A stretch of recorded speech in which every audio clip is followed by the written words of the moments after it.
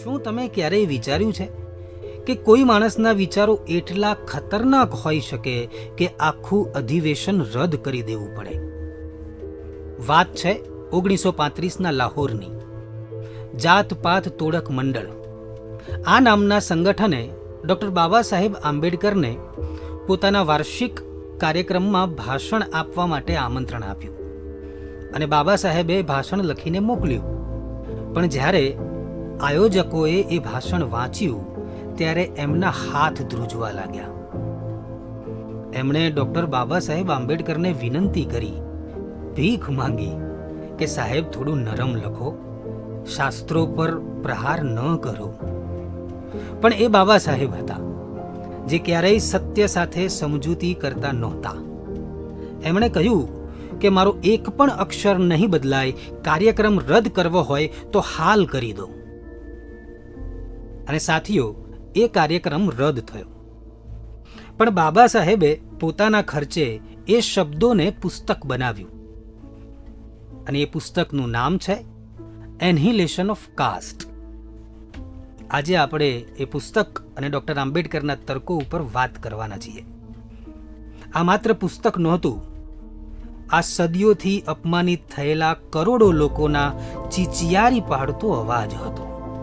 આપણને વર્ષોથી શીખવાડવામાં આવ્યું છે કે જાતિ પ્રથા એટલે કામની વહેંચણી, પણ ડૉક્ટર આંબેડકરે સમાજની આંખો ઉપરના એ પાટા હટાવતા કહ્યું કે આ કામની વહેંચણી નથી, આ જીવતા જાગતા માણસોની વહેંચણી છે. માણસની આવડત, એની પસંદગી, એનો આત્મા શું કહે છે એની કોઈ કિંમત જ નહીં. બાળકના જન્મ પહેલા જ એની જાતિથી એનો કૂવો, એનો રોટલો, એની ઓળખ, એનું સ્મશાન બધું જ નક્કી કરી દેવામાં આવે. વિચાર કરો, આનાથી મોટી આત્મહત્યા માણસ માટે શું હોઈ શકે? આ કુરિવાજને જીવતો રાખવા માટે કોનો ભોગ લેવાયો છે ખબર છે? આ દેશની દીકરીઓનો. બાબા સાહેબે પોતાના સંશોધનમાં સાબિત કર્યું કે પોતાની જાતિ બહાર લગ્ન ન થાય એના માટે સમાજે સ્ત્રીઓ પર કલ્પના ન કરી શકાય ને એટલા અત્યાચારો કર્યા છે. વિધવા સ્ત્રી બીજી જાતિમાં ન જતી રહે એટલે સતીના નામે એને જીવતી સળગાવી દેવાની, એનું મુંડન કરીને એને કદરૂપી બનાવીને વૈધવ્યના નર્કમાં ધકેલી દેવાની અને પોતાની પસંદગીથી લગ્ન ન કરી લે ને એટલે સાવ નાની ઉંમરે એના લગ્ન કરી દેવાના.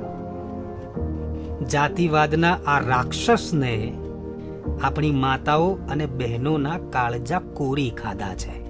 જ્યારે મહાત્મા ગાંધીએ કહ્યું કે વર્ણ વ્યવસ્થા સારી છે, ખાલી કુરિવાજો કાઢવા જોઈએ, ત્યારે ડૉક્ટર આંબેડકરનું દિલ રોઈ ઉઠ્યું અને એમણે દર્દ સાથે કહ્યું કે જે ઝાડના મૂળમાં જ ઝેર પીરસાયેલું હોય એના પાંદડા ધોવાથી ફળ મીઠા ન થાય ગાંધીજી. જે શાસ્ત્રો માણસને જન્મથી નીચ ગણે છે એ શાસ્ત્રોની સત્તા પર જ હથોડો મારવો પડશે. બાબા સાહેબ કોઈ ધર્મ કે સમાજના વિરોધી નહોતા. તેઓ તો એવા ભારતનું સપનું જોતા હતા જ્યાં એક માણસ બીજા માણસને ભેટી શકે, જ્યાં કોઈનો સ્પર્શ અપવિત્ર ન ગણાય, જ્યાં સાચો ભાઈચારો હોય. આજે 1936 પછી દાયકાઓ વીતી ગયા, પણ આજે પણ જ્યારે અખબારમાં જાતિના નામે થતા અત્યાચારના સમાચાર વાંચીએ છીએ ને ત્યારે દિલ ઉપર હાથ મૂકીને પૂછજો, શું આપણે ખરેખર આઝાદ થયા છીએ? જો આ વિડિયો, મારો આ પ્રયત્ન, ડૉક્ટર આંબેડકરના પુસ્તક, ડૉક્ટર આંબેડકરના તર્ક આ બધું જ જોઈ સાંભળી તમારા દિલને જરાય ઝંઝોળ્યું હોય ને તો આ અવાજને મરવા ન દેતા. આ વિડીયોને શેર કરજો અને કમેન્ટમાં દિલથી લખજો જય ભીમ, જય ભારત. અને દરેક બહેન, માં, દીકરી બધા સુધી આ વિડીયો શેર કરો. આજ ભારતના એક સાચા નાગરિકની જવાબદારી ગણાશે ક્યારેક તો અરીસા સામે જોવું પડશે કે નહીં મિત્રો? મળીએ છીએ આવતા નવા એપિસોડમાં.